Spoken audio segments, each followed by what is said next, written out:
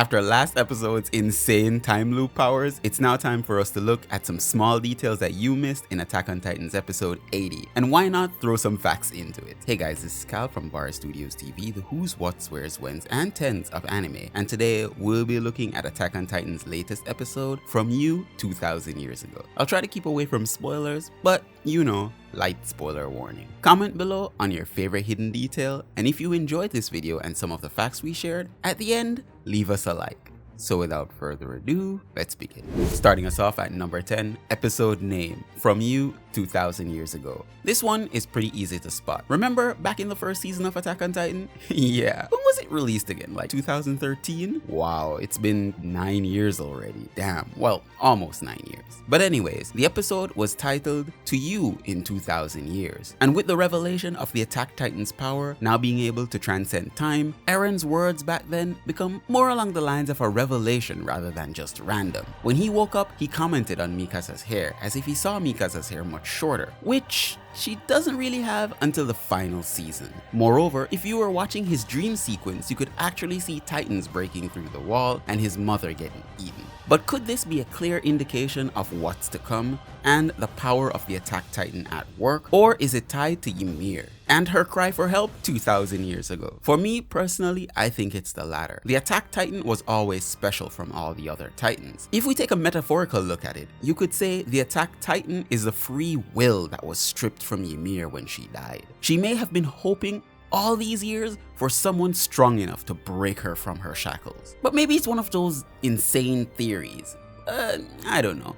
But maybe let's take a look at Zeke's part in this. At our number 9, Zeke's mistake. Seems as intelligent as Zeke is, he could have never seen this one coming. That Eren would use the power of the Attack Titan to influence Grisha to end the lives of the royal family and then steal the founding Titan. Not only that, it was Zeke himself who enabled him to do it. Using the power of the founder to view Grisha's memories was a bad idea. Now Eren is right where he needed to be. I mean, look at him sowing all these dirty deeds and that sinister look across his face. That's definitely the sign of a true mastermind at work. Man, this gave me goosebumps. At our number 8, the founder Ymir. So finally we get a snapshot of what started it all. In the past, Ymir was a slave who was hunted down like a dog for setting a pig free. If you also wanted to see some facts on Ymir, I also made a video on it, so feel free to check out the link in the description or at the end card. But did you notice that there was no confirmation of her setting that pig free, that she was just chosen? Ymir was a young, weak slave who yearned for love, based on how she stared at the king. But instead, she was let free, shot by arrows, and tracked by dogs. A truly horrible way to die. On her last leg, she came into contact with the power of the Titans and became the very first. At the end of her life, she seemed to have lived somewhat of the life she wanted, with a husband and 3 kids. But like any loving wife, she laid her life down for her king. But instead of passing over to the afterlife, the words of the king guided her to the realm of the coordinate. Here, she would forever be a slave to the king's will, making Titans and sending them to the aid of her people. What a life to live or die. But was this all a part of her plan? Let's take a look at our next entry.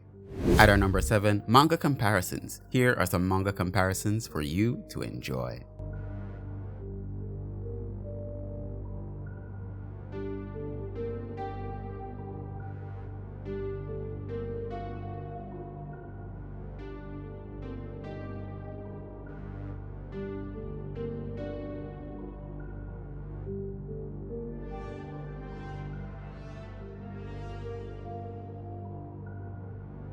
At our number 6, Eren's words. So when Ymir split the power of the Titans into 9 different pieces, each piece would essentially get a part of her, thus having their own special ability and properties which make them unique. Arguably, the Attack Titan is free from the will of the founding Titan, making it a literal representation of the freedom in which Ymir yearns for. With Eren's words, now she understood why the Attack Titan was created. She was crying out for help, for someone strong enough to break her free from this land and let her pass on to the afterlife. Kinda a shame that it's this sick, twisted young man to do it, huh? Maybe I'm going a little too fast. Let's backtrack a little. Halfway through our list at number 5, mysterious creature. So this creature is one of the most debated things in the entire Attack on Titan community. Manga fanatics, of course, since the first time they saw it. The hallucinogenia is a worm that lived over 55 million years ago and bears an oddly similar appearance to the spinal creature that attached itself to Ymir. Though I doubt if that creature really existed in real life that it would give any of us Titan powers, and if it did, it would be pretty impressive.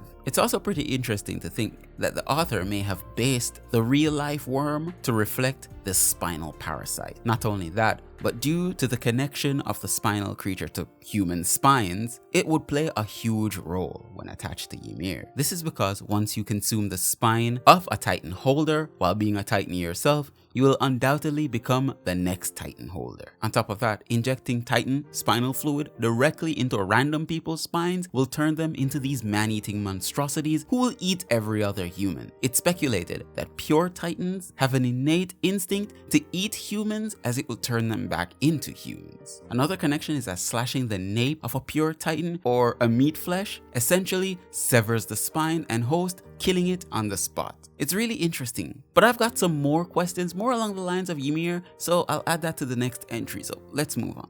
At our number 4, questions about Ymir's power. Now that we saw that Ymir turned into this huge Titan, my question, why didn't she use this power to gain freedom for herself and rebel against the king and take his throne for an even better life for herself? I've been seeing many saying that it was the mentality of her slavehood why she wanted to simply serve a king, or that she wanted to be loved, a yearning for what the king had, so she chose to be with him. But wasn't she owned like a dog instead of a wife? I mean, even dogs live better than how Ymir did at one point. I'm just saying, it just really doesn't make sense to me. You can leave your ideas in the comments below trying to explain it to me. Maybe I'm just dumb, I don't know. But let's just move on to the next. At our number 3, King Fritz. So not the other King Fritz that we knew from Marley, who used the power of the founding Titan to build the walls in the first place, but the first King Fritz. And this one was sure an evil bastard, wasn't he? He fought against the Marleyans and brutally murdered every last one of them. Well, as many as he could find on the battlefield.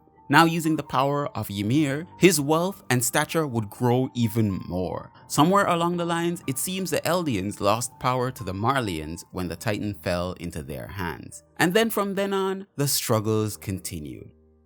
At our number 2, subjects of Ymir. So for many years since the introduction of the Marleyans, we've always heard about the subjects of Ymir. Seems one side views Ymir as a devil who used her power for evil, while the other side saw Ymir using the power to liberate her people. Turns out she was just a slave doing her duties for her king. And when she died, her 3 young children, Rose, Sheena, and Maria, yes, they're all named after the walls in Paradise, were all forced to consume her, and thus inheriting the power of the founding Titan. But due to their bloodline, only they were able to actually turn into Titans or use the power of the Titans. And now you know what happened after those many vilified years of enslavery. Damn.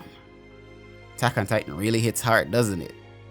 I bet you're really loving this video. Here's a great way that you can support us. Like, share, and subscribe to get notified of when we post new content. To actually get notified, click on that notification bell. Now back to the video. And at our number 1, the rumbling. Can I say anything more? Back in the episode where Annie tried to scale the walls, trying to escape a very pissed off Eren, she uncovered a Titan the size of Levi's badassness sleeping inside the wall. At the time, the people of Paradis didn't know what this was because they didn't even have the technology to build these massive walls in the first place. So it actually left us with many questions. Are there more Titans in the walls? Turns out there are hundreds of thousands of colossal Titans. Now with the power of the founding Titan, Eren awakes them, and oh my god. It's impressive beyond all heck. One of the most anticipated moments in the series since it came out. So that's our video for today. If you enjoyed, please don't forget to leave us a like and subscribe. It really helps with the channel. And here are some other Attack on Titan videos that I think that you would really like. Thank you again for joining me, V Nation. Peace out and stay safe out there.